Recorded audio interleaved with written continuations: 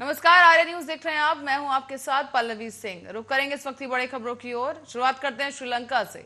श्रीलंका इतिहास के सबसे खराब आर्थिक संकट से जूझ रहा है और इस बीच हालात बेकाबू हो चुके हैं। इस बीच राष्ट्रपति गोटाबाया राजपक्षे ने देश छोड़कर भाग चुके हैं। प्रधानमंत्री आवास के करीब प्रदर्शनकारी इकट्ठा हैं और लगातार प्रदर्शन किया जा रहा है। उन्हें काबू करने के लिए सुरक्षा बलों के पसीने छूट चुके हैं और इन सबके बीच प्रधानमंत्री रनिल विक्रमसिंघे को देश का कार्यवाहक राष्ट्रपति बना दिया गया है। अब ऐसा माना जा रहा है कि अपनी शक्तियों का उपयोग करते हुए आपातकाल की घोषणा कर सकते हैं। ताजा घटनाक्रम में देश के पश्चिमी प्रांत में कर्फ्यू लगा दिया गया है और गाले में प्रदर्शन वाली जगहों पर दो संगठन के बीच हुई हिंसा में 4 लोग गंभीर रूप से घायल हो गए और उनका इलाज भी इस वक्त जारी है।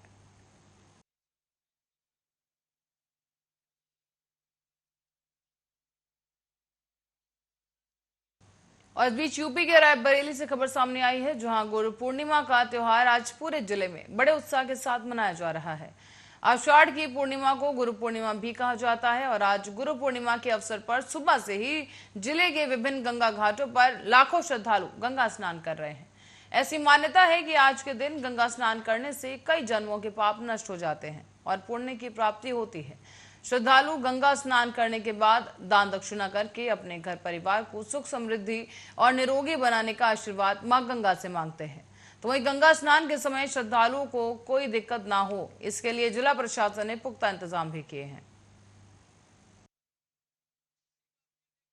बहुत ही व्यवस्था अच्छी की गई है। यहाँ पर हमारे इंस्पेक्टर सरेनी, चौकी इंचार्ज गंगासो, इसके अतिरिक्त लगभग 60 पुलिसकर्मी, फायर टेंडर, इसके साथ ही साथ ट्रैफिक, सभी व्यवस्थाएं दुरुस्त की गई है।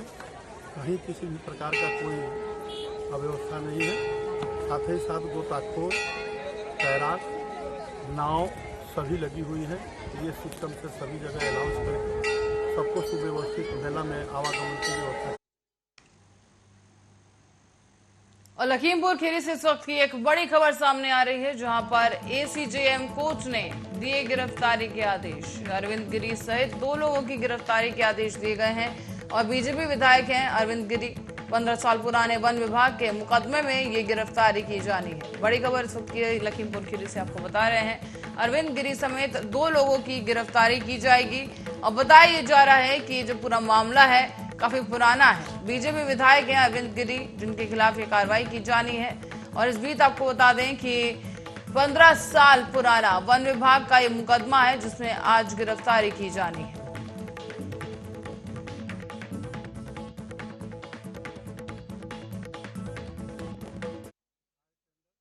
इस बीच रुक करेंगे गाजीपुर की ओर, जहां गाजीपुर में मंगलवार को जमानिया विधानसभा क्षेत्र में गाजीपुर सांसद अफजल अंसारी ने 3 सड़कों का उद्घाटन किया है। इस दौरान मीडिया से वार्ता करते हुए सांसद अफजल अंसारी ने कहा है कि गाजीपुर लोकसभा क्षेत्र में प्रधानमंत्री ग्रामीण सड़क योजना के तहत करीब 250 किलोमीटर की सड़कों का निर्माण कार्य चल रहा है। इनमें से करीब 10 सड़कों का कार्य पूरा हो चुका है, जबकि अन्य सड़कों का कार्य जल्द ही पूरा होने जा रहा है। इन सड़कों की कुल लागत करीब 190 करोड़ बताई गई और इस दौरान उन्होंने केंद्र सरकार पर निशाना साधते हुए कहा है कि सांसद निधि को कम कर दिया गया है और कोरोना काल के समय सांसदों को निधि नहीं दी गई। इसके कारण हमें जनहित के कार्य करने में परेशानियों का सामना करना पड़ा है। तो वहीं उन्होंने ये भी कहा कि जन जन की परेशानियों को दूर करने के लिए और गाँव को शहरों और हाईवे से जोड़ने के लिए हमने एक योजना बनाई है। आपके पास रिकॉर्ड मौजूद है। गाजीपुर जनपद में पीएमजीएसवाई योजना के अंतर्गत 100 किलोमीटर सड़क भी 5 सालों में नहीं बनी थी। जो विकास पुरुष थे, श्रीमान विकास पुरुष के कार्यकाल में 5 वर्ष में 100 किलोमीटर नहीं बनी थी। मेरी 3 साल में 250 किलोमीटर। बाकी रिकॉर्ड पर जाइएगा तो ये वहां पता चलेगा। हवा की बात हम नहीं करना चाहते। हर क्षेत्र में उन्होंने विकास की बुलंदियों तक पहुंचा दिया। उनके हाथ में था डाक एवं। और अब खबर लखनऊ से है, जहां जवाहर भवन में कर्मचारियों का प्रदर्शन लगातार जारी है। आयुक्त कार्यालय को कर्मचारियों ने घेर कर जमकर नारेबाजी की है और मार्केटिंग इंस्पेक्टर और एरिया इंस्पेक्टरों ने यह प्रदर्शन किया। दरअसल कर्मचारी पीडीएस कंट्रोल ऑर्डर में मार्केटिंग को शामिल करने की मांग कर रहे हैं। धान खरीदने में जांच करने का अधिकार की मांग की जा रही है और इसी के तहत ये विरोध प्रदर्शन देखने को मिला है।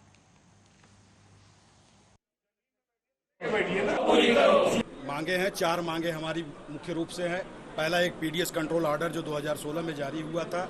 हमारे मार्केटिंग के जितने भी हैं, एरिया मार्केटिंग ऑफिसर और मार्केटिंग इंस्पेक्टर, हमारी मांग है कि उस कंट्रोल ऑर्डर में शामिल किया जाए। दूसरा जो हमारा मांग है वो सीएमआर कंट्रोल ऑर्डर को लेकर के है। हम करोड़ों रुपए का धान खरीद करके राइस मिलरों को देते हैं और हमें उनके मिल में जाने तक का अधिकृत कोई आदेश नहीं है, कोई ऑर्डर नहीं है, कोई हमारे पास अथॉरिटी नहीं है।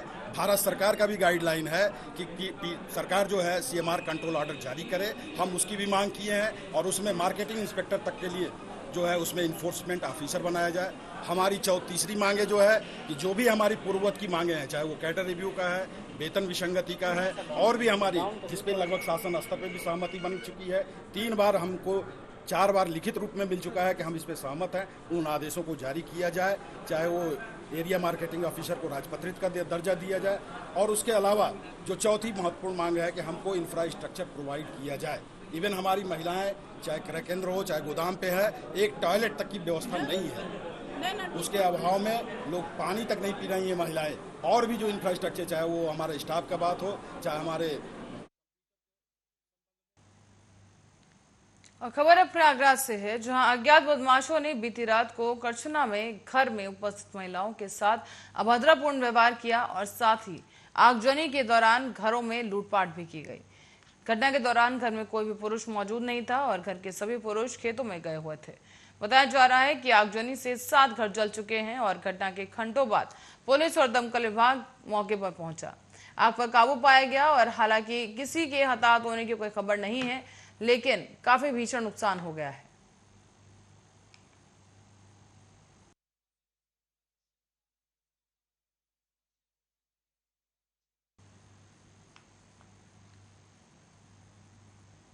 और इस वक्त बुलेटिन में आगे बढ़ेंगे, लेकिन उससे पहले एक नजर इस बड़ी खबर पर। लखनऊ से बड़ी खबर सामने आ रही है, जहां पर ईरानी गैंग के 2 अपराधी फरार हो गए हैं। पुलिस को चकमा देकर फरार हुए ये अपराधी इलाज के लिए लखनऊ किया गया था रेफर और इसी दौरान ये अपराधी भाग निकले हैं। बताया जा रहा है कि पुलिस कस्टडी से सुबह 6 बजे ये फरार हो गए हैं। पुलिस मुठभेड़ के दौरान गोली लगी थी दोनों को, लेकिन इस दौरान जब इलाज के लिए अपराधियों को भर्ती कराया गया अस्पताल में, तो मौका देखकर ये दोनों ही अपराधी भाग निकले हैं। पुलिस की नजर के नीचे से दोनों अपराधी फरार हो गए हैं और इसके बाद बताया जा रहा है कि पुलिस कस्टडी में सुबह 6 बजे ये फरार हो चुके हैं।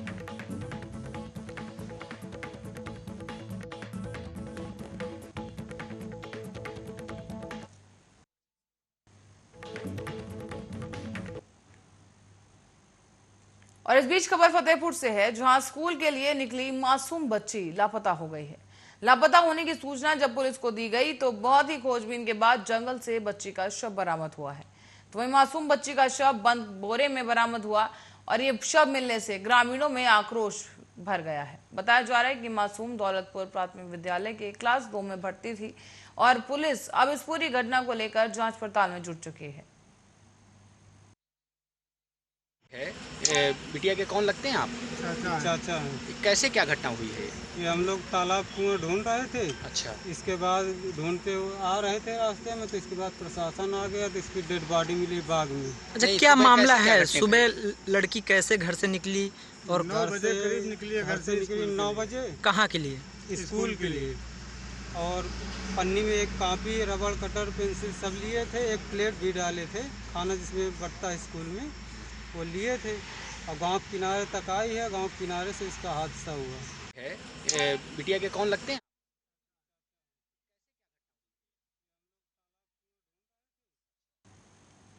और बढ़ते अगली खबर की ओर, महाराजगंज जिले से खबर सामने आ रही है, जहां बरगदवा थाना क्षेत्र के खोरमा जंगल गांव के खैराची टोले पर दहेज उत्पीड़न के चलते एक नवविवाहिता ने ससुराल में फांसी लगाकर खुदकुशी कर ली।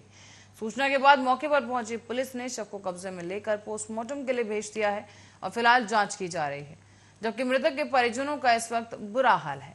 मृतका के परिजनों का कहना है कि दहेज न देने से ससुराल वाले इस महिला को प्रताड़ित किया करते थे, जिसके चलते उसकी बेटी ने ये कदम उठा लिया है। फिलहाल पुलिस हर एंगल से इस पूरे मामले की जांच करने में जुट चुकी है। थाना बरगदवा अंतर्गत ग्राम खैरगांव में 112 के कंट्रोल रूम से सूचना मिली कि एक युवती ने फांसी लगा ली है, जिसके आधार पर त्वरित कार्रवाई करते हुए हमारी पीआरवी पहुंची है। वहाँ पे जो घटना स्थल है उसको सुरक्षित किया। उसके बाद थाने से फोर्स रवाना हुई। मेरे द्वारा भी घटना स्थल का निरीक्षण किया गया है। ये आज थाना बरगदवा अंतर्गत ग्राम खैरगांव में 112 के कंट्रोल रूम से सूचना मिली कि एक युवती ने फांसी लगा ली है, जिसके आधार पर त्वरित कार्रवाई करते हुए हमारी पीआरवी पहुंची है। वहाँ पे जो घटना स्थल है उसको सुरक्षित किया। उसके बाद थाने से फोर्स रवाना हुई। मेरे द्वारा भी घटना स्थल का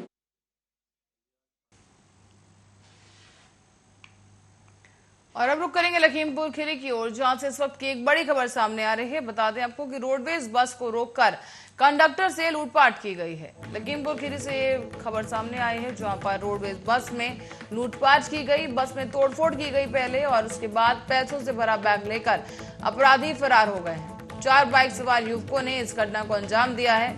बताया जा रहा है कि बस को रुकवाकर लूटपाट की इस घटना को अंजाम दिया गया है। पहले बस में तोड़फोड़ की गई और उसके बाद पैसों से भरा बैग लेकर कंडक्टर से लूटपाट की गई है, और उसके बाद 4 बाइक सवार आरोपी मौके से फरार हो गए।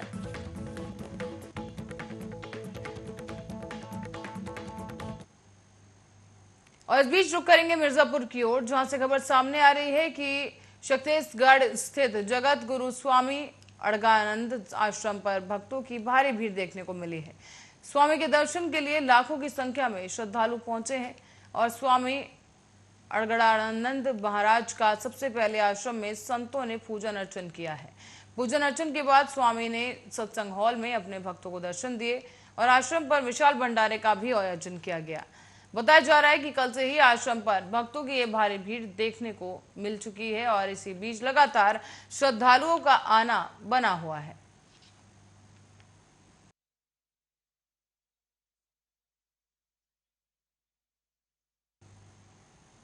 एक तरफ जहां योगी सरकार लगातार लव जिहाद जैसे मामलों पर शिकंजा कस रही है, इसके बावजूद लगातार लव जिहाद जैसे मामले थमने का नाम नहीं ले रहे हैं।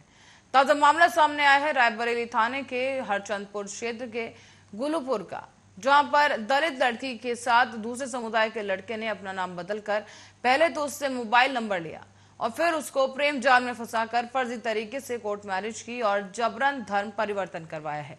काफी लंबे अरसे तक इसको उधर इधर जगह बदलते हुए अपने साथ रखा, और उसके बाद बहुत से अपने जानने पहचानने वालों के साथ भी उसके नाजायज शारीरिक संबंध बनाने पर लड़की को मजबूर किया गया। इसे एक दिन मौका मिलने पर चंगुल से भाग निकली पीड़िता, और इस पीड़िता ने 7 लोगों को नामजद करते हुए यौन शोषण का आरोप लगा दिया है। साथ ही साथ शारीरिक और मानसिक शोषण जैसे जघन्य आरोप भी लगाए गए हैं।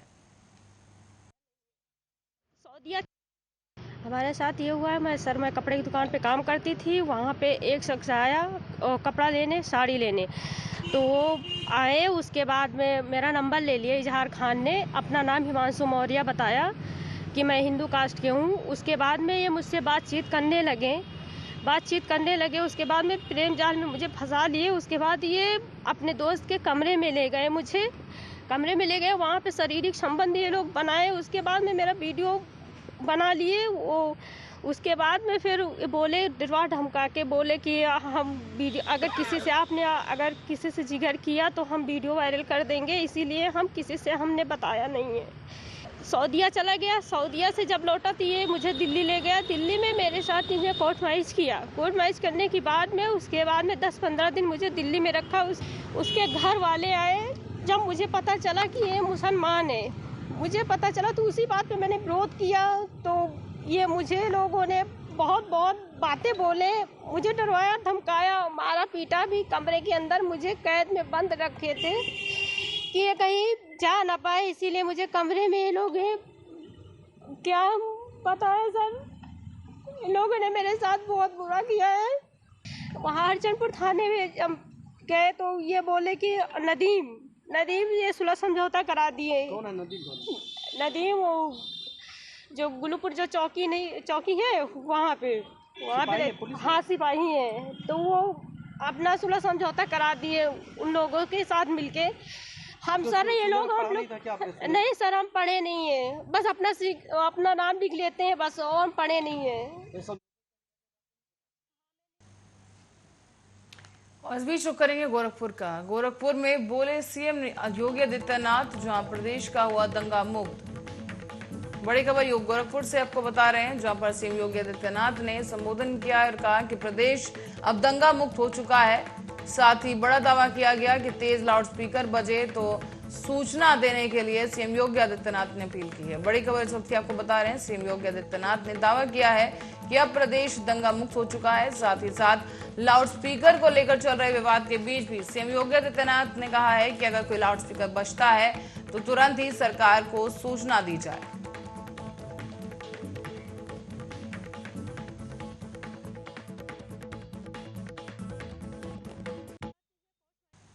और अलीगढ़ के थाना सिविल लाइन इलाका क्षेत्र के अंतर्गत जिला कारागार में जेल मंत्री धर्मवीर प्रजापति के जन्म दिवस के अवसर पर आज कारागार के सामाजिक संगठन उड़ान सोसाइटी द्वारा हवन यज्ञ का आयोजन किया गया है। इसमें उड़ान संस्था के पदाधिकारियों समेत कई वरिष्ठ जेल अधीक्षक ब्रजेश सिंह और जेलर PK सिंह के साथ जेल प्रशासन और अन्य बंदियों ने भी भाग लिया। तो वही बताया जा रहा है कि हवन के दौरान जेल अधिकारियों ने जेल मंत्री की लंबी उम्र की कामना की है और इसके बाद जेल प्रशासन और उड़ान सोसाइटी के कार्यकर्ताओं ने केक काटा और साथ ही साथ बंदियों को लड्डू और शरबत वितरित किया है। इसी अवसर पर कारागार में जुर्माना न दे पाने की वजह से सजा काट रहे 2 बंदियों को भी रिहा कर दिया गया है।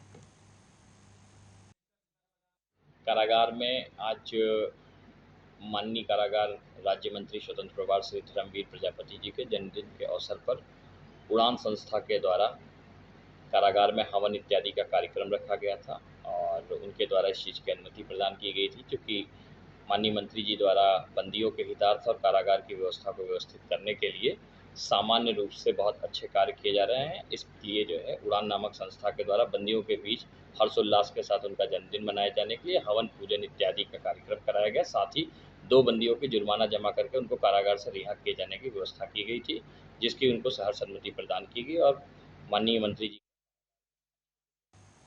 और इसी बीच जिला गाजीपुर की ओर रुख करेंगे, जहां से खबर सामने आई है कि गाजीपुर जिला पंचायत अध्यक्ष सपना सिंह के 1 साल के कार्यकाल पूरा होने के अवसर पर 1 साल में हुए कार्यों की उपलब्धियां गिनाई गई। साथ ही साथ तकरीबन 3 करोड़ की लागत से जिले में बनने वाले 5 अमृत सरोवर का शिलान्यास किया गया है। और इस दौरान जिला पंचायत अध्यक्ष सपना सिंह ने बताया है कि गाजीपुर के जिला पंचायत में पिछले 1 साल में 77 करोड़ की लागत से 533 कार्य स्वीकृत किए गए। इससे सापेक्ष अब तक 355 कार्य पूरे हो चुके हैं। बाकी बचे 178 कार्य भी अभी प्रगति पर हैं। आज 1 साल मेरे कार्यकाल को पूरा हुआ। जैसा कि आप लोग जानते हैं कि आज से पहले जितने भी जिला पंचायत अध्यक्ष रहे होंगे, अपनी 1 साल के कार्यकाल की सारी प्रतिभूति या जो भी हमने काम किया है इससे रिलेटेड कोई भी नहीं लाके रखा होगा इस सभा में माननीय सदस्यों के सामने। और मेरा लक्ष्य है विकास करना गाजीपुर का, अपने जनपद का। तो मुझे अपने कार्यकाल का हर एक वर्षगांठ मनाना है और इसी के चलते मैं माननीय सदस्यगणों के सामने अपने सारे कार्य का प्रतिरूप रखती हूँ कि आप भी जाने मैं क्या कर रही हूँ, क्या नहीं कर रही हूँ, ये सबको पता होना चाहिए। ऐसे में 1 साल में क्या उपलब्धि रही है? 1 साल में बहुत उपलब्धियाँ हैं। मैं आप लोग को प्रमुख रूप से आप देख सकते हैं, अभी जस्ट आया अमृत सरोवर 5 आया है हमारे जिले से रिलेटेड, वो हम करवा रहे हैं। सबसे बड़ी उपलब्धि रही है स्ट्रीट लाइट, जो कि 23,000 लाइटें हमने सारे गांव में हर एक सदस्य को 300 लाइट। और अब रुक करेंगे यूपी के जौनपुर की ओर, जहां से एक बड़ी खबर सामने आ रही है। बता दें आपको कि गोदान एक्सप्रेस ट्रेन में आग लग गई है और आग की सूचना से यात्रियों में हड़कंप मच गया है। इस बीच धुएं का गुब्बार देखकर बोगी से लोग कूदने लगे और यात्रियों के कूदते हुए भी उन्हें देखा गया है। कई यात्रियों के घायल होने की भी इस बीच खबर सामने आई है।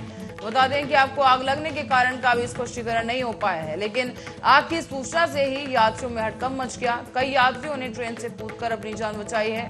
धुएं का गुब्बार देखकर बोगी से कई यात्री कूद चुके हैं और बताया जा रहा है कि अज्ञात कारणों के चलते बोगी में आग लगी और कई यात्रियों ने बोगी से कूदकर अपनी जान बचाई है और कई यात्रियों के घायल होने की भी सूचना प्राप्त हुई है। यूपी के जौनपुर से खबर सामने आई है, जहां पर ट्रेन में आग लग गई और आग लगने की वजह से कई यात्रियों को ट्रेन से कूदना पड़ा और गोदान एक्सप्रेस ट्रेन में यह आग लगी।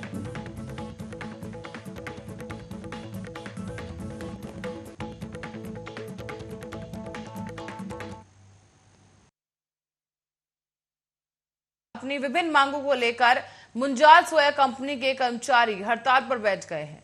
यहां उप श्रम आयुक्त मधु नेगी चौहान ने सामने से इस मामले आने पर कंपनी प्रबंधन के कर्मचारियों के बीच एक लिखित समझौता कराया था, लेकिन इसमें कर्मचारियों की विभिन्न मांगों को मानने को लेकर कंपनी प्रबंधन ने 15 दिन का समय मांगा था। लेकिन आज फिर से एक बार 15 दिन बीत जाने के बाद भी जब मांगे पूरी नहीं हुई तो मुंजाल सोया कंपनी के कर्मचारी एक बार फिर से अपनी मांगों को लेकर अड़े हुए नजर आए और इस बीच ये तमाम कर्मचारी धरना प्रदर्शन देते हुए और नारेबाजी करते हुए नजर आ रहे हैं।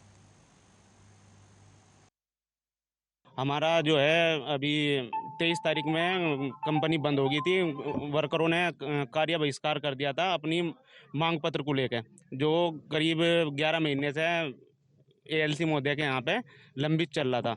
प्रबंधक ने उसमें कोई विचार विमर्श नहीं रखा, ना कोई पॉजिटिव जवाब दिया, जिससे कि कार्य बहिष्कार होगा था। उसके बाद 4 दिन कार्य बहिष्कार होने के बाद एएलसी महोदय ने एक त्रिपक्षीय समझौता कराया था कि 15 दिन के अंदर श्रमिक पक्ष और प्रबंधक पक्ष बैठकर इसका समझौते का निवारण करेंगे, निष्कर्ष निकालेंगे।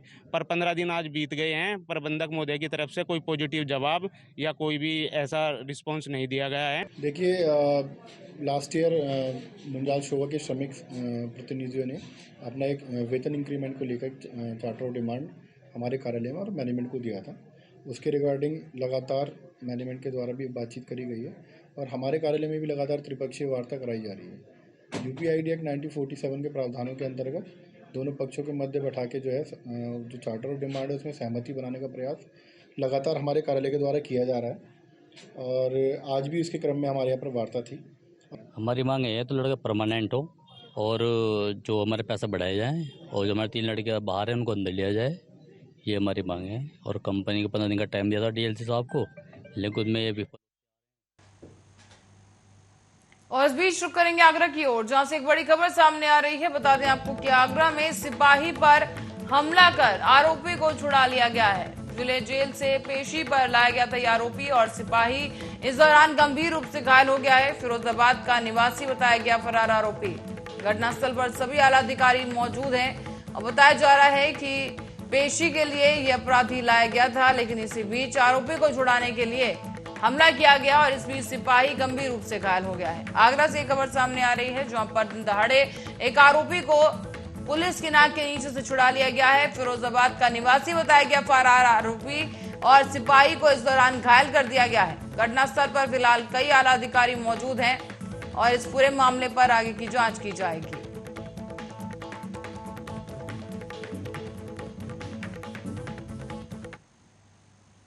और इसी के साथ ही बुलेटिन में फिलहाल के लिए इतना ही। देश और दुनिया की तमाम खबरों के लिए बने रहे हमारे साथ, देखते रहे आर्या न्यूज।